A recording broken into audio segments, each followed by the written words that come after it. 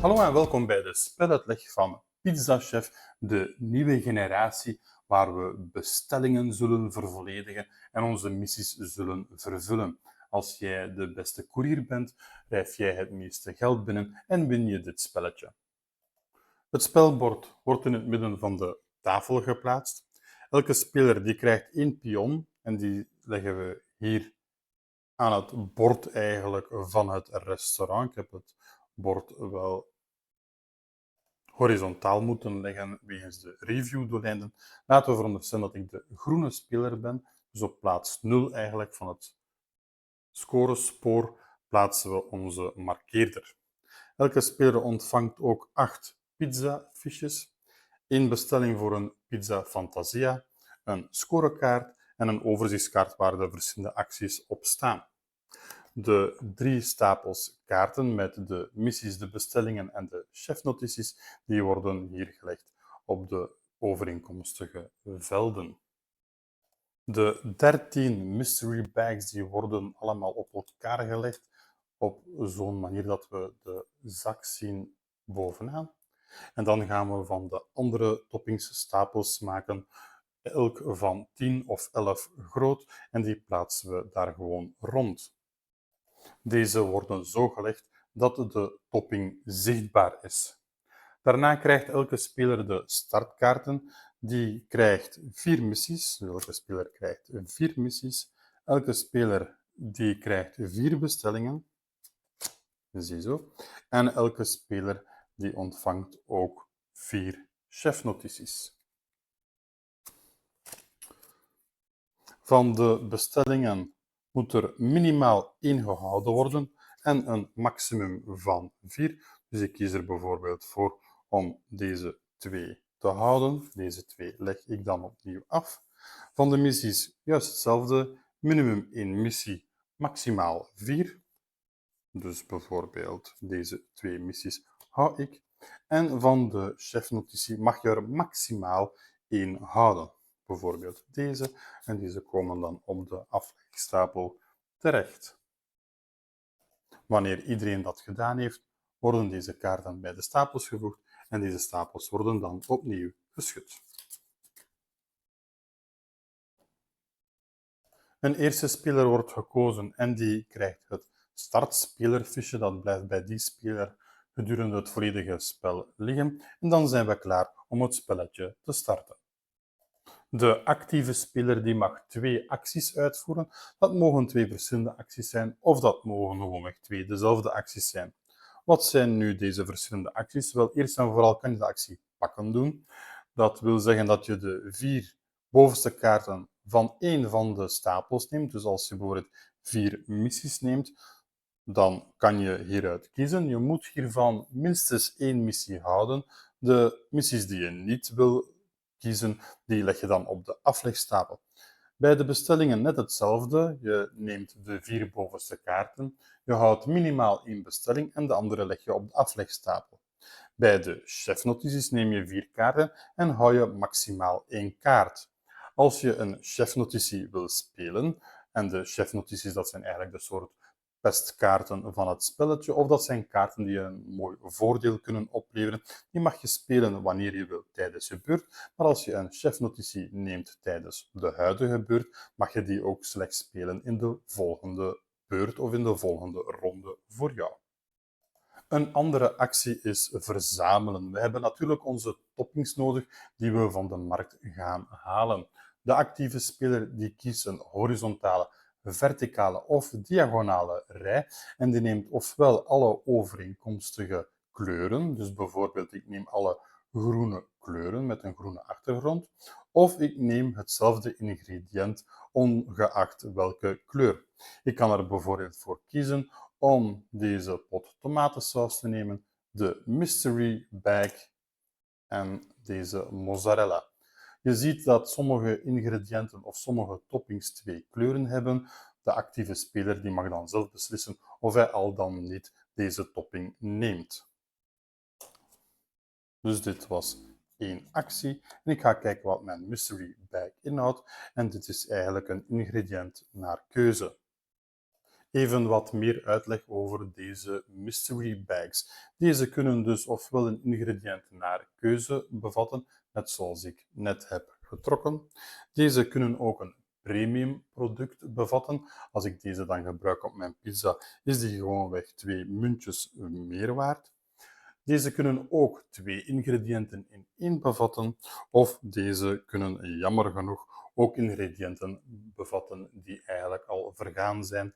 Wat gebeurt er in het laatste geval? Wel, als we deze tegel nemen, dan moeten we alle, in dit geval tomatensaus, leggen op een aflegstapel naast het bord.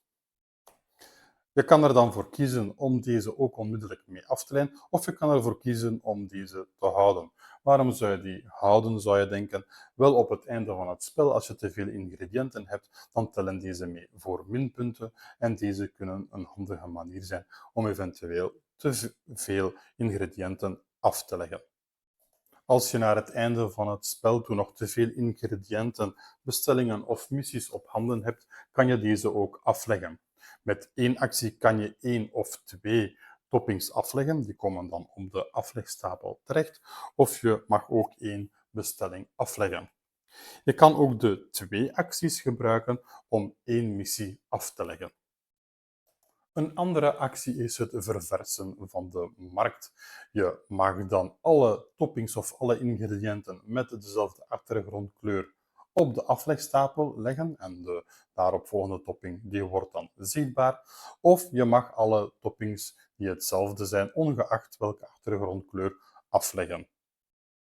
Een andere manier van verversen is de mystery bags die op de aflegstapel zouden liggen, samenschudden met de stapel die hier nog ligt, om zo een nieuwe stapel te vormen.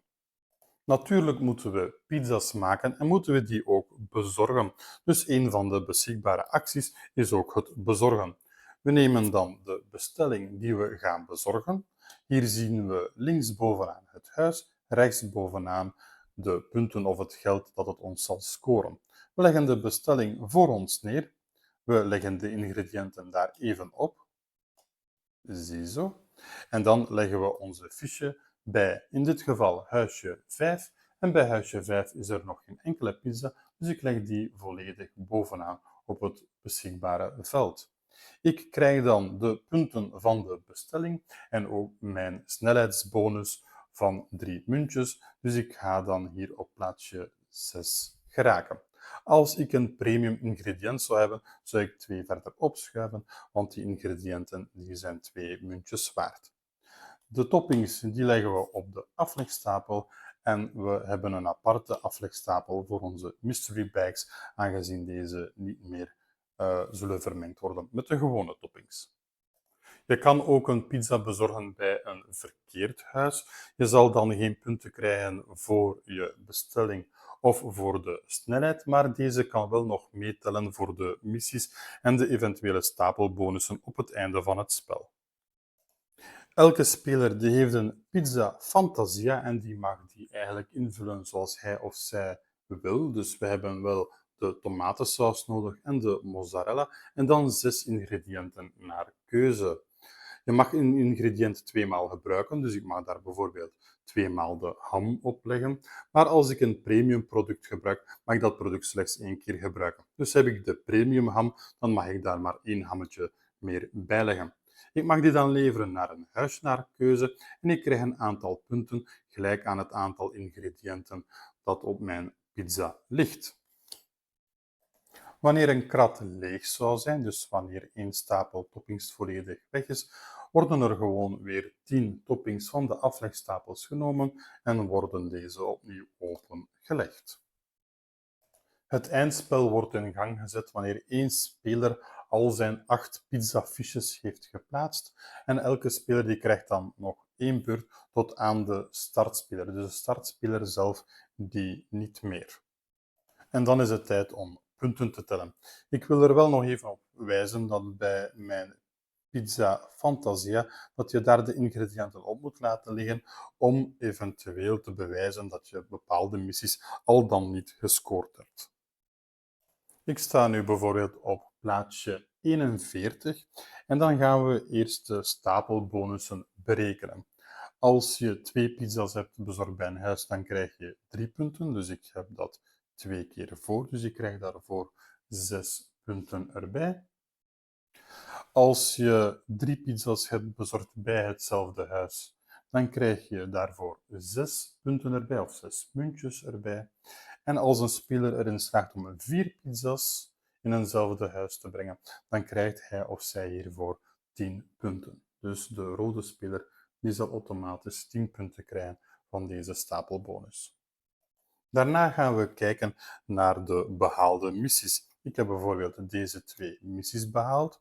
Eentje van 6 en eentje van 8 punten, dus 14 punten erbij. Dan komt mijn totaal op 67. Er is wel een missie die ik niet heb behaald en die missie die is 9 punten waard en ik krijg dan ook wel 9 minpunten. Dus 67 min 9, dat wordt opnieuw 58.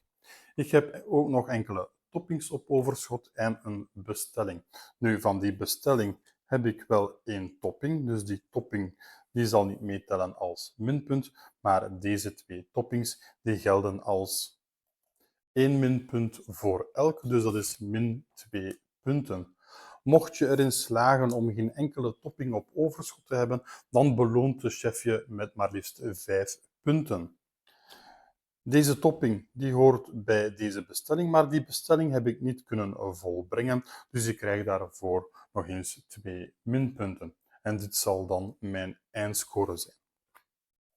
De speler die het verste raakt op het scorespoor of die het meeste geld heeft verdiend, die wint uiteraard het spelletje. In het geval van een gelijkspel wint de speler die de meeste pizza's heeft bezorgd.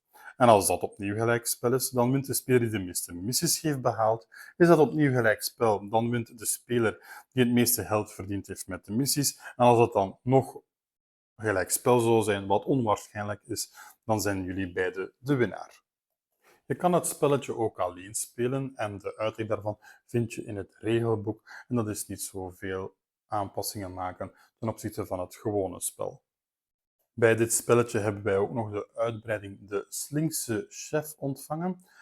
Daarbij zitten 10 chefnotities, 6 missies en 8 scenario's. Die chefnotities en die missies die kan je gewoon mixen met het originele spel. Dan hebben we nog deze scenario's. Als we bijvoorbeeld eens kijken naar het eerste scenario, dus het scenario dat zorgt voor een kleine wijziging ten opzichte van het originele spel. Dus bijvoorbeeld hier, de snelheidsbonus is omgedraaid. Voor de eerste bezorging krijg je 0 munten in plaats van de 3. Voor de tweede bezorging 1 munt, de derde 2 munten en de vierde 3 munten.